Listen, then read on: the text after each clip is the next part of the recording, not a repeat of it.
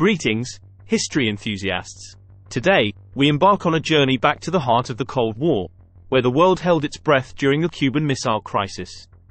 Join me, your guide on That Spicy History Teacher channel, as we delve into this momentous event that brought the United States and the Soviet Union to the brink of nuclear war.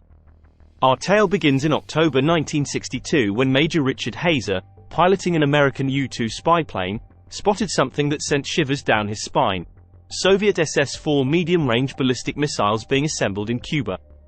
The news was quickly relayed to President John F. Kennedy, who formed a group of advisors known as the EXCOM to confront this dire situation. To grasp the gravity of the crisis, we must understand the backdrop. Fidel Castro, a leftist revolutionary, had taken control of Cuba in 1959 and aligned the island with the Soviet Union. This move deepened the hostility between the US and the Soviets during the ongoing Cold War, a period marked by political and economic clashes between the superpowers. Did you know? The Cuban Missile Crisis inspired Hollywood to create the movie 13 Days, starring Kevin Costner.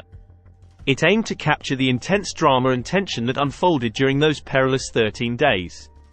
The presence of nuclear-armed Soviet missiles just 90 miles from US shores presented an unprecedented national security threat. These missiles could reach major cities on the US East Coast within minutes if activated, shifting the balance of nuclear power in favor of the Soviets.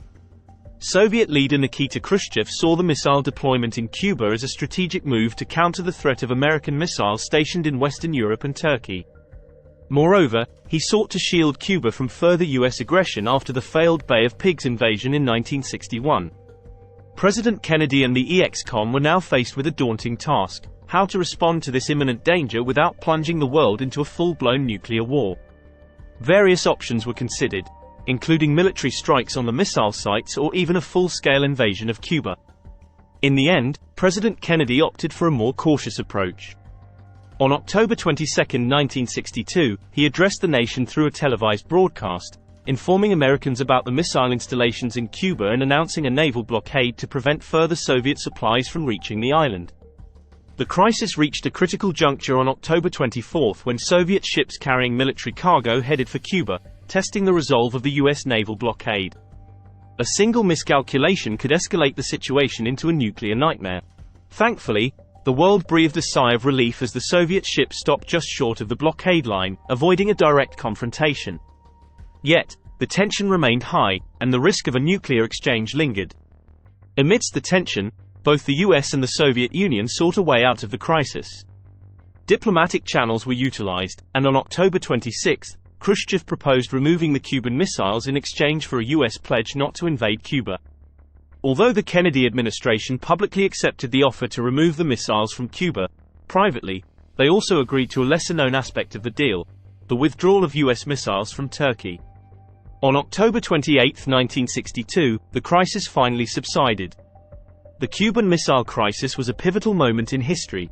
It revealed the perilous consequences of nuclear brinkmanship and compelled both nations to establish a direct communication link to prevent future crises. The crisis also led to treaties addressing nuclear weapons proliferation. Remember, history teaches us valuable lessons. It shows us how leaders' decisions can shape the course of the world, and the Cuban Missile Crisis serves as a stark reminder of the perils of brinkmanship.